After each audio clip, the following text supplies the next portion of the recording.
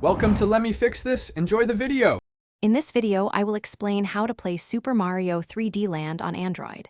To begin, understand that playing console games on a mobile device requires emulation. This process involves software that mimics the original console's hardware. For a smooth experience, your Android device should have at least 6 GB of RAM and a high-performance processor. This ensures the game runs without significant lag or graphical issues, providing an enjoyable experience. The most widely recognized and effective emulator for Nintendo 3DS games on Android is Citra. It's crucial to download the official version from a reputable source, such as the Google Play Store, to avoid security risks.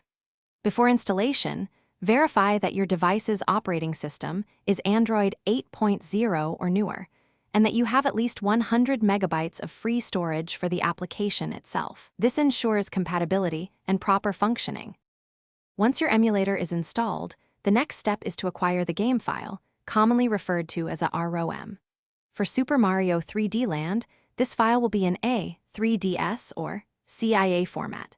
It's important to note that legally, you should only obtain ROMs from games you already own. These files can be quite large, often ranging from 500 megabytes to over 2 gigabytes, so ensure you have ample storage space.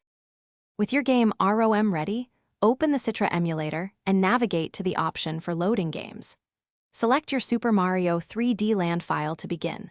For the best experience, consider connecting a Bluetooth controller, as touch controls can be challenging for precise platforming. You can also fine-tune graphics and audio settings within Citra to balance visual quality with smooth performance, aiming for a consistent 30 frames per second. Thanks for watching. If you found this helpful, don't forget to like and subscribe.